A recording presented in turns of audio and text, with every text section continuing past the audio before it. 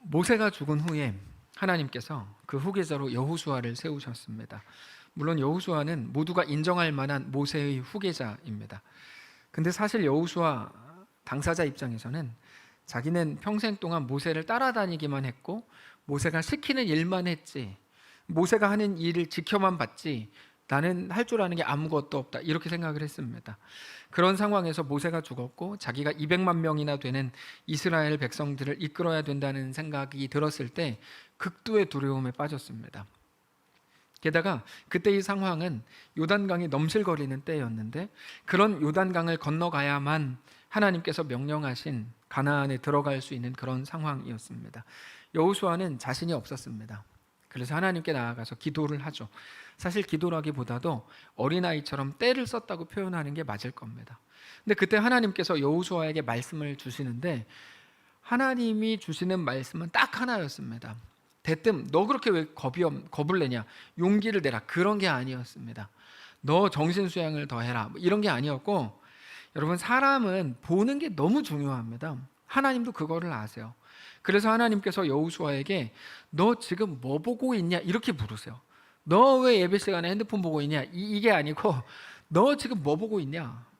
야, 하나님을 봐라.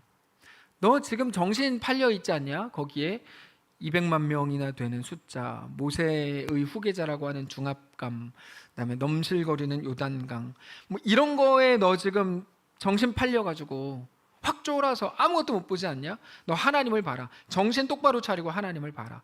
다른 거 쳐다보지 말고 하나님을 봐라. 하나님께 집중해라. 이렇게 말씀을 하세요. 이거는 물 위를 잘 걷다가 물에 빠져들어간 베드로에게 주신 말씀과 완전히 똑같은 말입니다. 너 뭐 보고 있냐? 처음에 예수님께서 베드로에게 물 위를 걸으라 그랬어요. 그래서 잘 걸었습니다. 근데 그때 베드로가 뭐를 봅니까? 중간에 바람과 파도를 보고 점점 물에 빠져들어가는지라 이렇게 써 있거든요. 그러니까 베드로가 봤어야 되는 건 예수님인데 그가 본 건 바람과 파도였고 그래서 빠져들어갔다는 거예요. 그때 예수님께서 용기를 내라 이렇게 얘기하시지 않아요. 내가 너한테 시킨 거 아니냐 이렇게 말하지 않고 뭐를 말씀하신다고요? 너 왜 그거 봐가지고 그렇게 너 정신 차려라 놈아, 예수를 봐라, 이렇게 말씀을 하신 거예요. 그게 여호수아 1장입니다. 여호수아 1장을 보면 이렇게 써 있어요.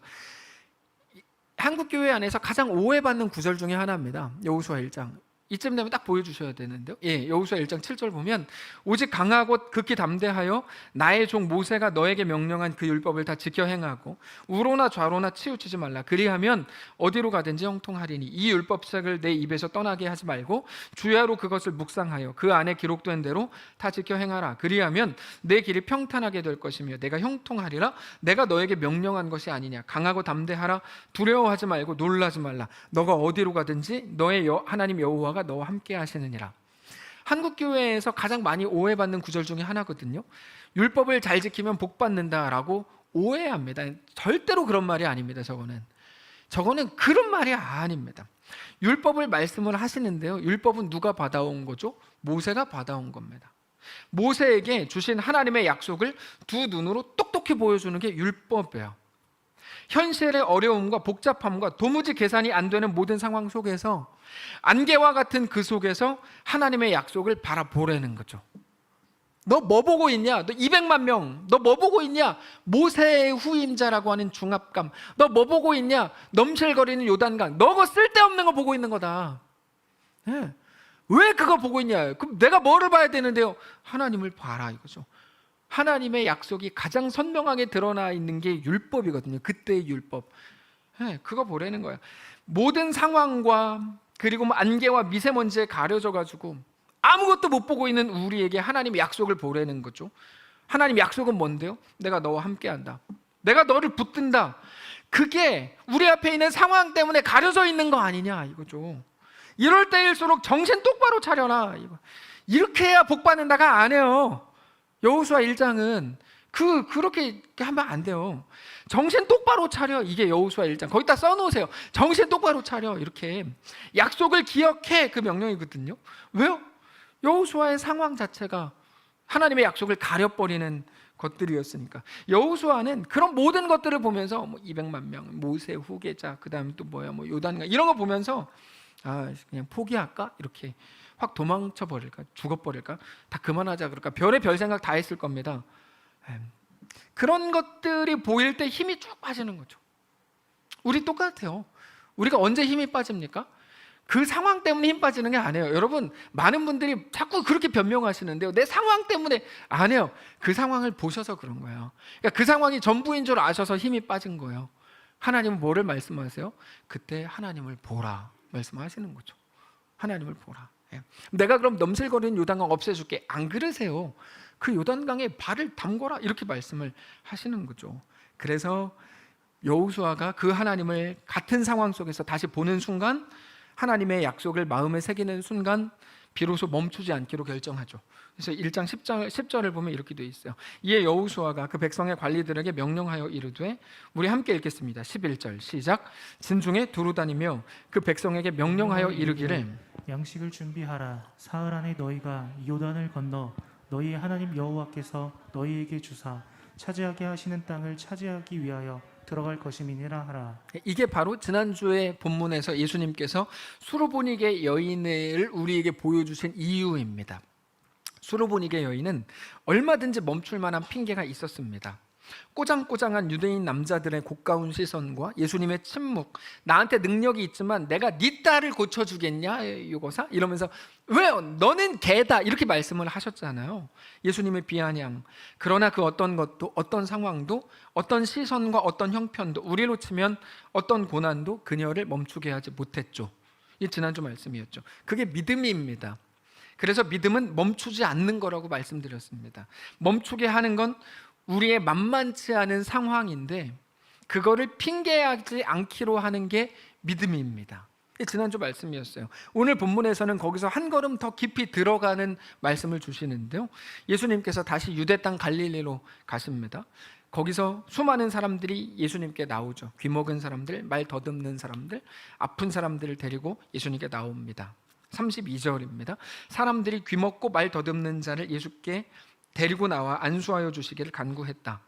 우리는 이 모든 사람들을 싸잡아서 뭐라고 표현하냐면 병자들이라고 표현해요. 이게 아주 잘못된 표현이에요. 싸잡아서 병자들이라고 표현하면 안 돼요. 아픈 자들, 힘든 자들, 안 된 자들, 불쌍한 자들이라고 말하고 싶어하는 습성이 있는데 그건 아주 잘못된 생각입니다. 최소한 사람을 지으신 하나님이 보실 때 그들은 아픈 자들이 아니고 매우 특별한 사람들입니다.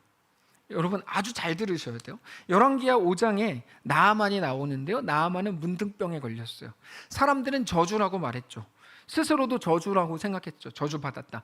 근데 오직 나아만 한 사람만이 하나님의 자녀가 되는 그 시대, 그쪽 사람들에게 있어서는 그 한 사람만이 하나님의 자녀가 되는 놀라운 복을 얻었을 뿐이죠. 그가 불쌍하다고요? 말도 안 되는 소리죠. 그가 안 됐다고요? 병든 자라고요? 저주받았다고요? 얼마나 못나야 그런 해석을 합니까? 말이 안 되는 거죠. 그는 가장 특별한 사람이었던 거예요. 어떻게 그 사람은 안 됐고 아프고 힘들고 불쌍한 사람이라고 말합니까? 그럴 수 없습니다. 나아만은 말할 수 없이 특별한 사람이었죠. 우리가 그와 같습니다. 세상에서 가지고 있었던 것들을 잃어버릴 때 우리는 실패라고 말하고 피하고 싶고 죽어버리고 싶습니다. 허탈합니다.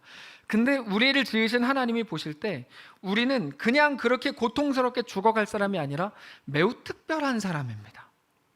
매우 특별한 사람입니다. 그래서 나아만은 그 자리에서 안수기도로 병 낫는 게 복이 아니었던 겁니다. 어떻게 병 생긴 게 복이겠어요? 세상적으로는 완전히 불가능한 해석이죠. 그러나 그것마저도 복과 은혜와 영원한 기쁨으로 이끄시는 하나님 때문에 우리는 약함도 능력이고 은혜고 복이라고 고백할 수 있는 거죠. 그게 바울의 고백입니다. 그래서 우리 앞에 일어나는 모든 소망 없음은 언제나 기회라는 것을 깨닫게 되시기를 바랍니다. 그래서 하나님께 나아가 이렇게 고백해야 돼요. 주님, 내 헷갈렸습니다. 그거를 가지는 게, 이루는 게, 얻는 게 해답인 줄 알았습니다. 그래서 그거 얻지 못해서 벌벌 떨고 막 부르부르 떨었습니다. 근데 이제 알겠습니다. 그것들이 내 손에 있고 없고가 아니라 오직 하나님이 내 삶의 해답이고 유일한 소망이신 것을 이제 알았습니다. 그 고백을 하는 게 모든 상황 앞에 선 우리의 할 일이라는 겁니다. 왜 나만? 아니야. 나만이 매일 그렇게 기도했던 거 아시죠? 그래서 이름이 나아만이 된 거 그거 아시죠? 그거. 역사의 기록. 왜 나만? 근데 아니다. 너만 특별하다. 그래서 나만이야. 이거 말 되네. 그죠? 너만 나만 하여튼 그렇게 됩니다. 성을 바꿀 수는 없으니까. 하여튼 오늘 본문에 나오는 이 사람들은 아픈 사람, 병자라는 똑같은 이름의 사람들이 아니고 하나하나가 다 특별한 사람들이에요. 제가 위로하려고 하는 말이 아니에요. 왜 그런지 성경에 써 있는 건 나오는데요.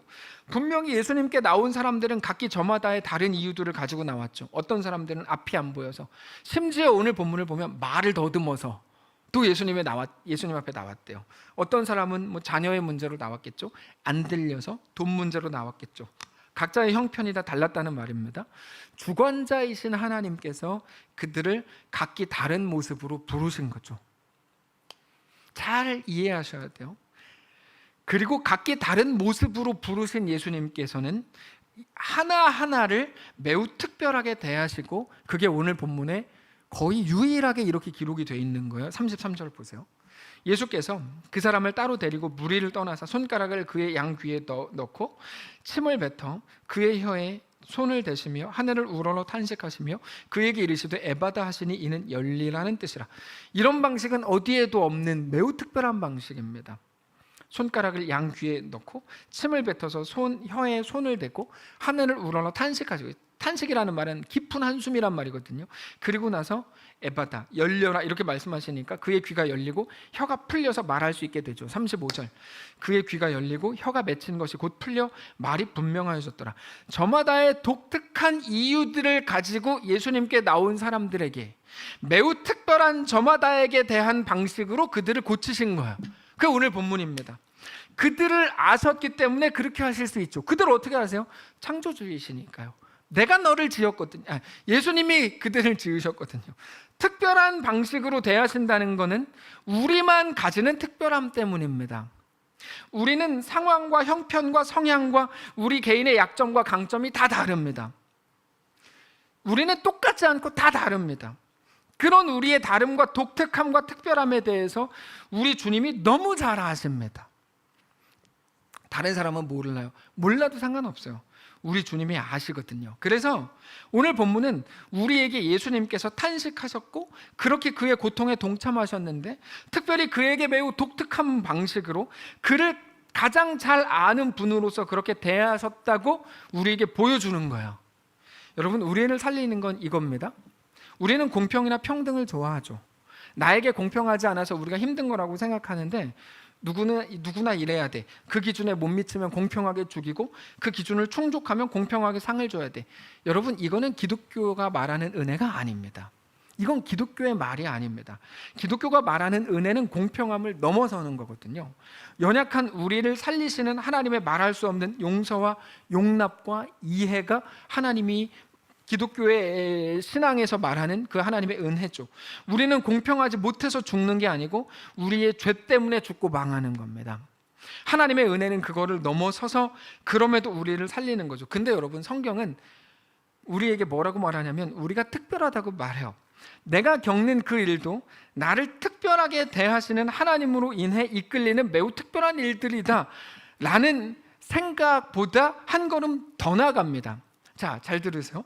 우리를 매우 독특한 방식으로 이끄시고 독특하게 찾아오시듯이 우리 저마다에게 특별한 믿음의 길을 요구하신다는 거죠. 그게 이제 오늘 전하려고 하는 말씀의 핵심입니다. 그게 오늘 말씀의 제목인 각자의 자리입니다. 각자의 자리라는 말은 내 상황이 특별하니까 나는 어쩔 수 없어 라고 말하는 것과 반대입니다. 그 자리에서만 할 수 있는 변명이 아닌 그 자리에서만 할 수 있는 매우 특별한 고백들로 채우라는 겁니다. 그 고백은 물론 입이 아니라 삶으로 하는 거죠. 다윗 이야기를 말씀드리면 이해가 조금 더 쉬우실 수 있는데, 수요일 본문에서 다윗은 드디어 이스라엘 전체의 왕이 됩니다. 헤브론에서 유다의 왕이 된 지 7년 6개월 만에 통일 왕국의 왕이 되는 거죠. 상식적으로 생각을 해보면 이제 막 왕이 된 다윗이 했어야 되는 거는 뭐냐면, 거기에는 국방력이라는 것 자체가 없는 완전 초창기였거든요. 그러니까 나라의 기틀을 잡는 게 우선이죠. 근데 다윗이 왕이 된 후에 제일 먼저 한 일은 나라의 기틀을 잡는 게 아니었고 예루살렘을 회복하는 일이었어요. 예루살렘을 뺏겼었거든요. 그때 다 되찾아오는 일이었어요. 객관적으로 비교하면 이미 예루살렘을 차지하고 있었던 여부스 민족의 국방력이 비교할 수 없이 훨씬 더 강했습니다. 다윗도 그거를 알고 있었습니다. 그러나 다윗은 우리가 아직 국방력이 약하니까 일단 국가의 기틀을 먼저 잡고 나서 우리 계획해 봅시다, 이렇게 말하지 않았어요. 자기를 왕으로 세우신 분이 하나님이신 것, 자기에게 대한 하나님의 뜻과 이끄심을 잘 알고 있었습니다. 그게 사무엘하 5장 12절인데 이렇게 써 있어요. 다윗이 여호와께서 자기를 세우사 이스라엘 왕으로 삼으신 것과 그의 백성 이스라엘을 위하여 그 나라를 높이신 것을 알았다, 이렇게 써 있습니다. 그래서 다윗이 어떻게 하는 줄 아세요? 국방력을 세우거나 다른 세상이 말하는 순서가 아니라 하나님이 이끄시는 대로 따라가 보기로 결정하죠. 다윗이. 결과가 어떻게 됐을까요? 그 예루살렘을 뺏으러 들어가는데 당연히 빼앗았죠. 근데 중요한 거는 결과가 아닙니다. 뺏었냐 뺏겼냐 이게 아닙니다. 결과는 알아서 하나님이 하실 일이고 우리는 우리의 고백, 우리의 할 일을 해야 되는 거죠. 이제 막 왕이 됐으면 흐트러진 민심 다 잡고 국가의 기틀을 만들고 국방력을 키워오는 게 수순이잖아요. 근데 안 그렇게 했어요. 다윗이 해야 된다고 생각한 일, 내가 왕이 된 이유, 내가 왕으로서 해야 된다고 생각했던 일은 예루살렘을 회복하는 거였거든요. 하나님의 성을 회복하는 거. 바로 그것 때문에 내 왕권을 뺏긴다고 해도 내가 왕이 된 이유는 예루살렘을 회복하는 거. 그거 하나 하고 왕권을 뺏기더라도 그리고 뺏기려고 했을 거예요. 이해가 되십니까? 다윗은 이거 내가 어떻게 얻은 건데 7년 6개월 기다려가지고 간신히 왕권을 얻었는데 이거 지켜야지, 안 그랬습니다. 그거는 예수 없는 사람들의 공통적인 특징이에요. 내가 이거 어떻게 얻었는데 이거 지켜야지. 여러분, 그거요 아주 잘못된 생각이에요. 그건 세상이 하는 일이에요. 하나님이 나를 지금 왕으로 세우셨다면 지금 내가 이 자리에서 할 수 있는 일을 하겠다, 그 마음을 먹어야 됩니다. 내가 어떻게 간 대학인데, 내가 어떻게 취업했는데, 여러분 그거 지키지 마세요. 당신의 인생이 하나님의 것인데 왜 그 순간 쏙 바꿔서 당신의 것으로 바꿔요? 그렇게 하지 마세요. 이제 막 직장을 잡고, 이제 막 가정을 가졌고, 이제 막 대학에 갔고, 원하는 걸 얻었고, 거기 매이지 마세요. 거기 매이지 마세요. 그거 지키는 게 우리에게 맡기신 사명이 아니라고요. 그러면 뭡니까? 그때 그 자리에서 할 수 있는 일이 있으니까 그거 찾아라, 이거예요. 그거 찾아라. 얼마 전에 말씀드렸던 어떤 간증, 젊은 남편이 암에 걸렸는데 기도 중에 하나님이 이 병을 통해서 하나님 영광을 받으실 거다라고 말씀하셨대잖아요. 근데 그 아내는 그 말을 속에서 바꿨어요. 이게 한국 교회의 특징 중에 하나인 것 같아요. 어떻게 바꿨냐면 병이 나을 거다, 이렇게 바꿔서 알아들은 거예요. 그래서 남편이 힘들어하면서 소망이 없는 것 같아, 소망에서 나 이제 죽음을 준비해야 될 것 같아, 그런 남편에게 오히려 너 왜 그렇게 믿음이 없냐 막 다그쳤대잖아요. 그러다가 아무리 봐도 차도가 없으니까 이제 모든 거를 내려놓고 죽음을 준비하죠. 그 아주 짧은 시간 동안 남편은 그렇게 죽습니다. 그때만 할 수 있었던 결정들, 자기 병이 있고 죽어가는 그 순간에만 할 수 있었던 결정들을 못했다는 게 그렇게 아쉬운 거죠. 못한 이유는 그 문제 해결에 집중한 나머지 아무것도 못한 거예요. 별에서 온 그때를 제가 지금 보니까 그거 보면 아직 제가 사실 17화까지 봐서 그 이후에 아직 내용을 모르거든요. 그래서 중간에 말씀을 드리면 그 이후에 얘가 김수현인가? 그건 배우 이름인데 그 사람이 별로 돌아가야 되는데 한 달 남았어요. 근데 내가 안 돌아갈 수 있는 방법 혹은 그 천송이가 못 돌아가게 하는 이런 거 막 생각하다가 시간을 계속 허비하는 거죠. 그게 너무 아까운 거죠. 이해가 되시죠? 바로 그런 거예요. 문제 해결이 우리의 유일한 관심이 된다면 그건 너무 아쉬운 겁니다. 성도로서 하나님을 모르는 사람들이 하는 일이거든요. 그거 알량한 거 갖고 그거 안 놓치겠다고 하는 게, 제발 그러지 마시라고요. 이번에 막 취업이 됐어요. 제발 그거 전문질 착각하지 마세요. 이번에 막 대학에 가세요. 그거 지키려고 하지 마세요. 하나님이 우리에게 무엇을 요구하시는지를 봐야 돼요. 결국에 무엇을 보는가의 문제거든요. 다윗이 왕권을 지키려고 했다면 그렇게 하면 안 됩니다. 최소한 성경에 기록된 대로 하면 안 됩니다. 근데 그가 왕이 됐을 때 그가 바라본 거는 왕권이 아니었고 그거를 통해서 하나님의 뜻을 이루는 거였습니다. 우리 앞에 있는 그게 아니라 모든 것을 통해서 하나님 나라를 보라는 거죠. 이번에 막 사업이 좀 잘 되셨어요? 그러면 생각을 정확히 하세요. 요거 뺏기면 안 돼. 요거 가지고 제발 그렇게 하지 마세요. 하나님 없는 사람들처럼 이 땅에 살되 하늘에 속한 자로 사셔야죠. 저로 할게요. 제가 담임 목사가 됐죠. 이 자리를, 담임 목사라는 자리를 지키려고 제가 몸부림치고 수를 쓰고 별짓 다 한다 그러면 그게 목사입니까? 다 끝난 거죠. 아이, 그런 목사를 앞에다 세워서 뭐 합니까? 그러면 안 그래요? 그렇지 않습니까? 저가 지금 이 자리에서 할 수 있는 일들을 해야 되는 거죠. 이해가 되십니까? 이거 담임 목사 자리 지켜서 뭐예요? 이게 무슨 영광입니까? 이게 아무것도 아니거든요. 제가 지금 할 수 있는 일들을 제가 하라고 하나님이 저를 세우신 거죠. 중요한 건 이거예요. 여러분은 제가 아니죠. 제가 저죠. 저의 위치와 존재는 특별합니다. 자, 담임 목사라 특별한 게 아니에요. 제가 왜 특별한 줄 아세요? 제가 최요한이라 특별한 거야. 그럼 최요한만 특별한, 그 얘기가 아니죠. 이거 알아들으셔야 되는데. 근데 우리 모두가 다 특별해요. 다 특별해요. 누구는 아프고 굉장히 특별한 거예요.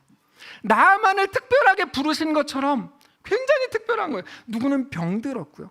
누구는 아이가 태어났고, 누구는 이제 막 새로운 일을 시작했어요. 그거는 어떤 판단 근거가 아니에요. 네가 잘했으니까 그렇게 됐어. 네가 잘못했으니까 벌 받은 거. 이렇게 말하시면 안 되는 거예요. 그저 정황입니다. 거기서 어떻게 할 거냐고 묻는 거죠. 어떻게 할 거냐고 묻는 거죠. 다만 같은 시대, 같은 세상을 살지만 전혀 다른 것을 보셔야 됩니다. 왜요? 믿으니까요. 뭐를 믿습니까? 우리가 믿음이라고 할 때 내가 기도 많이 하면 그 병이 날 거라고 믿어. 성경은 그런 믿음을 말하지 않아요. 성경은 뭐를 말합니까? 우리의 모든 믿음은 반드시 하나님에 대한 믿음이어야 됩니다. 근데 우리는 하나님을 믿는 것보다 현실을 더 믿어요. 많은 분들, 이 일이 이렇게 됐으니 나는 이제 망하겠지. 나는 세상 가장 비참한 사람이 되겠지. 굶어 죽겠지. 현실을 믿어버리는 거예요. 근데 하나님은 모든 순간에, 특별히 그 자리에 그때 있다면, 그 자리에 있다면 반드시 거기서 하나님을 믿으라고 말합니다. 뭐를 믿어요? 하나님은 창조의 하나님이시다를 믿는 거죠. 그 자리에서 하나님의 창조가 뭐라고요? 무에서 유를 만드시고 없는 것에서 있는 것으로 부르시고 죽은 자를 살리시는 거죠. 불가능해서 놀라운 일을 이루시는 분입니다. 특별히 하나님의 약속을 믿어요. 하나님의 약속은 뭡니까? 내가 너를 붙든다. 내가 세상 끝날까지 너와 항상 함께한다. 세상 끝날이라는 게 어떤 의미라고 말씀드렸습니까? 너의 죽음의 자리까지 내가 따라간다. 그 말이라고 말씀을 드렸죠. 내가 너를 떠나는 일 없다. 걱정 마라. 어떤 것도 너를 못 죽인다. 너를 영원히 망하게 할 수 없다. 그게 둘째 아들입니다. 아버지 유산 땡겨받아가지고 집 나가고 그렇게 개망나니 짓을 했는데 그 길에서 아버지의 집을 생각하게 되죠. 그게 놀라운 기적입니다. 하나님이 그렇게까지라도 우리를 이끄시겠다는 거예요. 우리가 그분이 나의 하나님이신 것을 믿는다면, 우리에게 동일한 약속이 오늘 주어졌음을 진짜 믿는다면, 우리는 우리의 모든 고난의 상황 속에서도 담대하게 그 순간 성도가 할 수 있는 그 고백과 그 결정들을 넉넉히 할 수 있게 된다는 거죠. 그러니까 내 상황만 왜 이럽니까? 라고 불평하지 마세요. 이래 이렇게 하지 마세요. 하실 수 있어요. 승질내면 하실 수 있죠. 근데 그 직후에 우리는 생각을 정확히 해야죠. 하나님이 나를 이 자리에 세우셨다면, 나를 특별하게 부르셨다면 이 자리에서 나만 할 수 있는 결정들이 있는 거예요. 딱 그 자리에 있는 당신만 쓸 수 있는 역사를 쓰라는 거죠. 다윗의 그 결정이 놀라운 이유는 뭔 줄 아세요? 다윗의 매우 독특한 상황 때문입니다. 다윗의 독특한 상황 때문에 다윗이 놀라운 겁니다. 이제 막 통일이 됐고, 그것도 자기가 만든 힘으로 만든 것도 아니고, 수요일날 예배 드리는 분들 다 아시겠지만 아브넬 죽고 무비보셋 죽고 그러면서 어부지리로 왕이 된 거거든요. 그렇게 불안하고 힘든 상황입니다. 근데 그렇게 불안하고 힘든 자리에 있었던 다윗이 그렇게 결정하더라. 하나님은 그게 자랑스러우신 거죠. 하나님이 주인이라면, 하나님이 함께 하신다면, 하나님이 붙드신다면, 그러면 나는 이 자리에서 나만 할 수 있는 일을 하겠다 이겁니다. 내가 해야 될 일이라는 게 뭡니까? 이 땅에 속한 문제에 매이는 게 아니라 믿는 자로서 우리 삶의 현실 속으로 들어가는 겁니다. 그래서 기독교인들조차 이 땅에 있는 문제 해결에 집중한다면 그거는 잘못하시는 겁니다. 거기서 믿는 자만 할 수 있는 일을 하라는 거거든요. 이 믿음이라는 거에 대해서도 구체적으로 말씀을 드렸는데 예수님 이야기로 말씀드렸죠. 우리 예수님을 기억해 보세요. 우리 예수님은 십자가를 지셨습니다. 우리 예수님이 십자가 지시기 직전에 하셨던 겟세마네 기도 생각해 보십시오. 내 아버지 할 만하시거든 그럴 수 있는 방법이 있다면 이 잔을 내게서 지나가게 해주십시오. 눈물로 기도하셨습니다. 우리는 예수님의 모습을 통해서 진짜 신앙과 진짜 믿음이 뭔지를 보게 됩니다. 그게 뭘까요? 처절한 현실 속에서 우리 하나님의 약속을 붙들고 담대하게 터벅터벅 그 길로 들어가는 거죠. 당장의 문제 해결이 아니라 완전히 다른 차원의 접근, 거기에서 하나님의 뜻을 붙들고 하나님께 순종하는 자로 터벅터벅 들어가는 거죠. 근데 신앙이 변질돼 가지고 소위 기도원 신학, 그래서 기도하면 다 들어줘. 그러니까 열심히 기도해, 더 열심히 기도해, 더 세게 기도해, 기도해서 원하는 거 다 얻어. 성경에서 말하지 않는 내용들을 자꾸 그렇게 얘기를 하는 건데, 그렇게 자기 욕망으로 꽉 찬 거를 신앙이라는 이름으로 포장하는 신앙관이 지금 판을 치다 보니까 기독교가 사기 캐릭터가 돼가는 거예요. 사기 캐릭터가. 그래서 이제는 진짜 성경에서 말씀하시는 것들, 우리에게 보여주시는 것들을 아무리 외쳐도 안 들리는 시대가 됐어요. 그게 얼마나 위험한 건지를 말씀을 드렸죠. 그러면 그때부터 어떤 현상이 나타나는 줄 아십니까? 지금 한국교회 안에 일어나는 현상들이 나타나는데요, 그게 뭐냐면 더 이상 그리스도인의 삶을 살지 못하게 됩니다. 그래서 무서운 거예요. 욥이 답답해하면서 소리를 지르면서 걸었던 그 길, 바울이 눈물로 갔던 예루살렘으로, 로마로 가는 그 길, 예수님이 걸으셨던 십자가의 길을 누구도 가지 않아요. 가려고 하지 않아요. 왜요? 당장 기도해가지고 원하는 거 얻는 것도 시간이 부족한데 무슨 그런 좁은 길을 가요. 그 좁은 길이야말로 예수님께서 말씀하신 제자도 제자의 기름에도 불구하고, 그래서 뭐 교회도 조금만 불편하면 그냥 안 나오는 거예요. 조금만 뭐가 있으면 안 나와 버리는 거죠. 그럴 필요가 없다 이렇게 생각을 하는 거거든요. 자기 욕망에 사로잡힌 기독교가 돼가지고 이제는 그 길을 안 가는 거죠. 오로지 자기 문제를 없애는 것에만 완전히 집중돼가지고 그 속에 하나님 나라는 이제 완전히 사라져버린 것 같은 모습이 지금의 모습인 겁니다. 예수님께서 겟세마네 동산에서 방법이 있다면 이 잔을 내게서 지나가게 해주십시오라고 기도하신 후에 그러면서 마음을 다시 한번 하나님의 마음을 깊이 묵상하십니다. 그래서 기도가 바뀌죠. 그러나 나의 원대로 하지 마시고 아버지의 원대로 되기를 원합니다. 이게 성도의 길이거든요. 근데 이게 없는 거죠. 이게 하나님 나라가 임한다라고 할 때 바로 그겁니다. 하나님 나라의 핵심은 뭡니까? 통치권이죠. 누가 다스리는가의 문제거든요. 근데 매일 나가서 내가 다스리는 내 나라만 계속 구하는 거예요. 거기에 무슨 하나님 나라가 있습니까? 무슨 거기에 하나님 나라가 있냐고요. 하나님 나라가 임한다는 건 하나님의 다스리심에 내가 철저히 복종하게 되는 겁니다.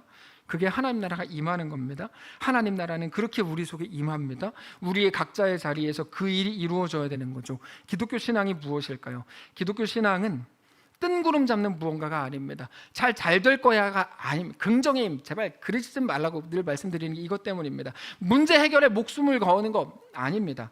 거기에 머물러 계시면 안 됩니다. 순서를 말씀드릴게요. 먼저는 우리 형편을 돌아보십시오. 우리 형편을. 불안하고 위기이고 외롭고 고통스럽죠. 어떻게 보면 굉장히 험악하죠. 근데 그 속에 있다면 반드시 하나님의 약속을 기억하십시오. 하나님의 약속은 뭡니까? 내가 너와 함께한다. 내가 세상 끝날까지 함께한다. 내가 너의 죽음의 자리까지 같이 간다. 그래서 그 죽음이 너를 죽이지 못한다. 이게 하나님의 약속입니다. 근데 거기서 절대로 멈추지 않습니다. 어디까지 끌고 갑니까? 그 속에서 신자, 믿는 자만 할 수 있는 일들을 시작하라 이거죠. 그거를 위해 내가 너를 지었다. 그거를 위해 내가 너를 그 자리로 이끈 거다 이겁니다. 다윗은 그래서 어디로 갔죠? 예루살렘으로 간 거예요. 바울은 로마로 간 거고요. 예수님은 십자가 죽음으로 걸어 들어가신 겁니다. 자, 우리에게 맡겨진 길은 어떤 겁니까? 그거를 알려면 우리 현실이 제일 중요합니다. 우리는 다윗이 아니거든요. 다윗 컨닝하지 마세요. 이게 제가 아주 못마땅해 하는 것 중에 기독교인들이 자꾸 컨닝을 해가지고 자기 삶을 안 사는 경우가 많아요. 대표적인 경우 땅 밟기. 제발 그러지 마시라고요. 그런 거 하지, 1,000번째 이런 거 하지 마시고 컨닝하지 마세요. 하나님이 우리에게 맡기신 그거를 하셔야 돼요. 근데 그거를 묵상을 안 하니까 자꾸 다른 것만 하는 거예요. 네. 우리에게 맡겨진 일 뭡니까? 우리는 왕이 아니잖아요. 우리 다윗이 아니에요. 7년을 기다린 다음에 이스라엘의 왕이 되신 분 계세요? 아무도 없습니다. 근데 매우 독특한 다윗의 현실 속에 있었던 다윗이기 때문에 그렇게 하는 거거든요. 우리는 욥이 아닙니다. 하루아침에 자식 10명 다 죽었습니까? 몸에 죽을 것 같은 병이 그렇지 않잖아요. 지금 욥의 독특한 현실 속에서만 욥이 나오는 거거든요. 우리는 바울이 아닙니다. 하나님은 우리에게 예루살렘과 로마로 가라고 하신 적이 없어요. 그랬다면 우리는 당장 비행기 티켓 끊어야죠. 예루살렘으로 가는 거. 그러지 않았어요.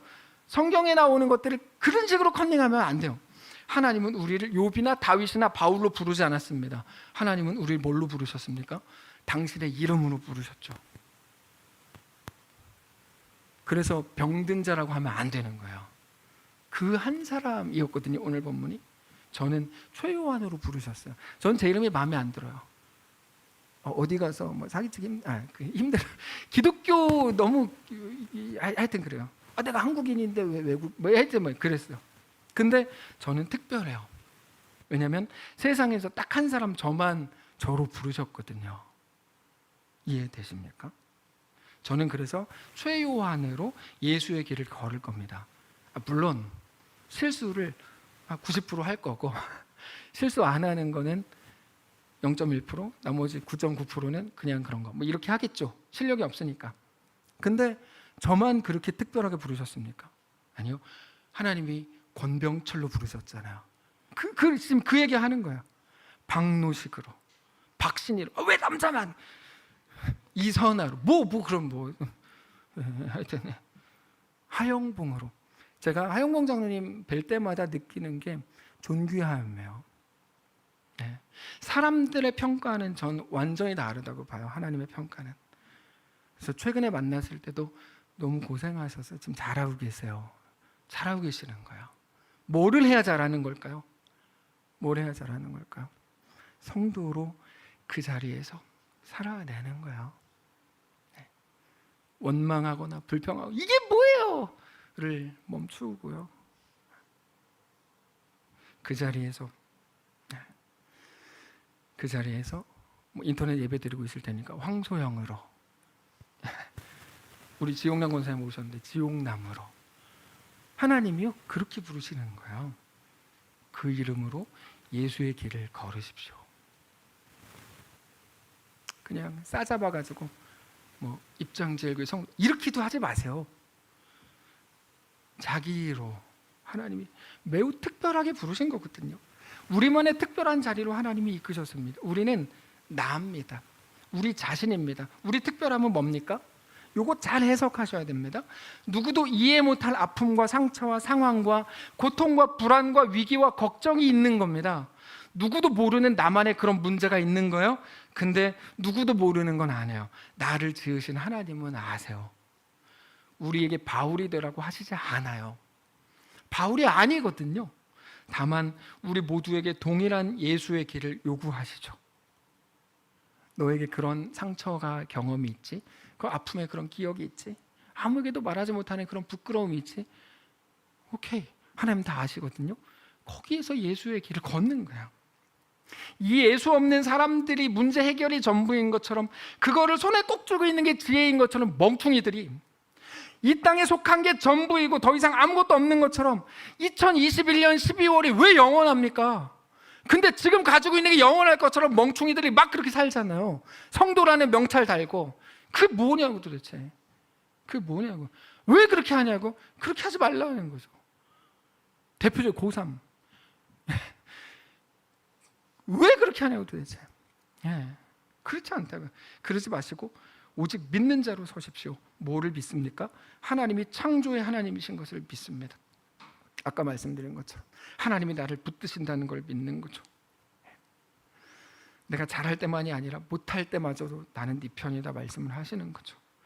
심지어 우리의 모든 못남의 자리까지, 우리의 죽음의 그 자리까지 따라 들어와서 우리를 붙들고 우리와 함께 하셔서, 자, 지금 잘 들으세요. 이제까지 주무셨어도 이제 잘 들으세요. 한 문장 중요해요. 그 하나님으로 인해 나는 영원히 망하지 않는다는 걸 알고 믿는 자로 여러분의 현실을 한번 살아보시기 바랍니다. 그게 하나님 우리에게 주시는 말씀이에요. 이거 어떻게 더 설명을 하죠? 무슨 수로 각자의 자리에서 예수의 길을 걸어라. 제발 바울 흉내내지 말고, 제발 다윗 흉내내지 말고 가장 특별한 자로 불렀으니. 말씀을 정리하겠습니다. 사랑하는 성도 여러분, 각자에게 있는 모든 어려움 앞에서 오늘의 이 말씀을 기억하십시오. 우리 한 사람 한 사람은 매우 특별합니다. 그게 우리의 매우 독특한 특별한 아픔입니다. 우리가 특별한 걸 어떻게 증명합니까? 당신이 그래서 아프잖아요. 이거 특별한 거죠. 나만을 떠올리시라고요. 우리는 그거를 불평의 이유로 찾지만 그거는 하나님이 우리를 매우 특별하게 대하시는 현장인 것을 기억하십시오. 오해하지 마십시오. 그래서 그게 핑계가 되게 하지 마십시오. 거기서 욥의 길, 다윗의 길, 바울의 길, 성도의 길, 아니 예수의 길을 걸으십시오. 오늘 우리가 있는 각자의 현실과 각자의 자리에서 그렇게 하나님을 믿는 자로, 하나님을 사랑하는 자로, 약속을 붙드는 자가 돼서, 이제는 믿는 자가 돼서 넉넉히 위의 것을 바라보시고 그 길을 걷기로 하는 성도들에게 하나님의 놀라운 은혜가 충만하게 되시기를 주님 이름으로 축복합니다. 찬양합시다. 안개 속에서 주님을 보내 아무도 없을 것 같았던 그곳에서 손 내미셔서 나를 붙드네. 찬양합시다. 안개 속에서 주님을 보내 아무도 없을 것 같던 그곳에서 손 내미셔서 나를 붙드네 길고 쓰러져 가던 그곳에서 주 말씀하시네 내 손 잡으라고 내가 곧 길이요 진리 생명이니 나 그 길을 보내 주 예비하신 곳 다른 길로 돌아서지 않으리 예수의 길 그 좁은 길 나는 건네 주 손잡고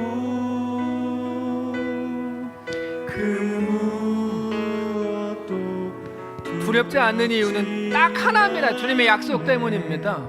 주님 주신 약속 내게 있으니 세상의 길 그 험한 길 승리하네 성령으로 그 무엇도 바라지 않네. 저 하늘에 우리 처음부터 다시 한번 합시다. 안개 속에서 주님을 보내 안개 속에서 주님을 보내 아무도 없을 것 같던 그곳에서 손 내미셔서 나를 붙드네 길고 쓰러져 가던 그곳에서 주 말씀하시네 내 손 잡으라고 내가 곧 길이요 진리 생명이니 나 그 길을 보내 주 예비하신 다른 길로 돌아서지 않으리 예수의 길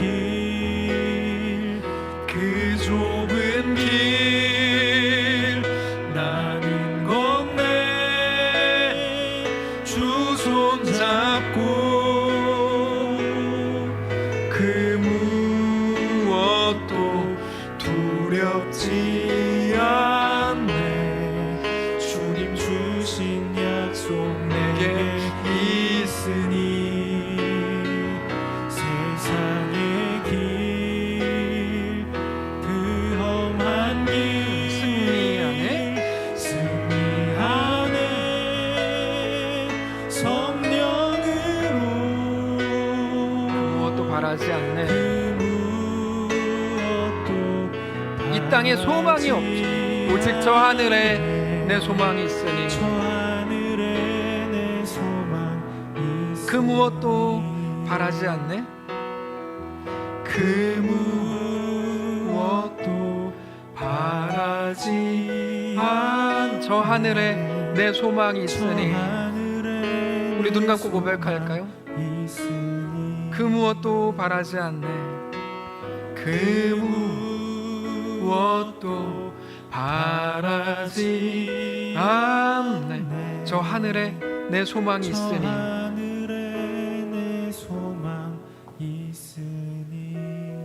하나님, 그 불평의 이유였습니다. 원망의 이유였고 어쩌면 주님을 떠난 이유였을지도 모릅니다. 그 특별함, 우리를 특별하게 부르셔서 감사합니다. 오늘 이 말씀을 깨닫고 특별한 자기의 자리에서 예수의 길을 가는 자들이 우리 중에 생기기를 원합니다.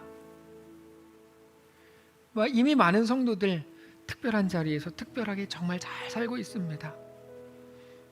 그 병상에서 그 청천벽력 같은 소리를 들은 그 자리에서 앞이 꽉 막힌 것 같은 그곳에서 여호수아의 자리에서 혹은 오늘 본문에 나오는 그들의 자리에서 특별하게 부르시고 특별하게 대하셔서 그 시대 그쪽에 있었던 모든 사람 중에 가장 특별했던 나아만처럼 우리도 그렇게 부르신 줄을 믿고 다만 이 자리에서 예수의 길로 걷기로 소원하고 결정하는 모든 성도들 가운데 말할 수 없는 하나님의 은혜가 넘치게 하옵소서. 하나님, 우리는 오늘 그 믿음으로 이 시대에 욕을 그렇게 많이 먹을지도 모르는데 근데도 우구막 4차 파트너 교사를 파송합니다. 하나님이 우리의 주인이시라서 너무 다행이고 너무 행복합니다. 우리가 이 험악한 안개와 같은 한 가운데에서도 주의 약속을 바라보고 붙들게 해주셔서 너무 감사합니다. 마지막 시대까지 꺼지지 않는 등불이 되어 하나님의 역사를 행복하게 감당하는 모든 성도들 다 되도록 인도해 주시옵소서. 믿음으로 보내니까 주님 믿음으로 붙드시고 하나님의 말할 수 없는 성령의 은혜로 채우시옵소서. 거기서 왜 어려움이 없겠습니까? 이제 어려움이 없게 해달라고 기도하지도 못하겠습니다. 여러 일이 있겠죠. 다만 그 모든 것도 하나님의 놀라운 사랑에서 끊을 수 없음을 깨닫고 그러므로 더 간절히 함께 기도하고 후원하고 격려하고 믿음으로 동행하고 같이 동참하는 우리 모두의 길이 되도록 인도해 주시옵소서. 2021년 다 끝나가는데 우리가 기대했던 일들 일어나지 않고 있지만 이 속에서도 역사 이루실 하나님을 기대합니다. 성도만 할 수 있는 일들이 우리 속에 시작되게 하옵소서. 문제에 매몰되지 않게 하시고 문제에 매어 살지 않게 하시고 세상이 감당하지 못하는 신앙인들로 서게 하옵소서. 감사드리며 우리를 특별하게 대하신 살아계신 예수님의 이름으로 기도합니다. 아멘. 이제는 우리 구주 예수 그리스도의 은혜와 하나님 아버지의 다함없는 사랑과 성령의 교통인도 역사 위로 함께 하심의 은사가 이 시간 예수 앞에 엎드려 내 삶을 예수의 사람으로 살기를 원합니다. 결정하고 주님과 함께 믿음으로 동행하기를 소원하는 그렇게 내 자신을 하나님께 정직히 드립니다.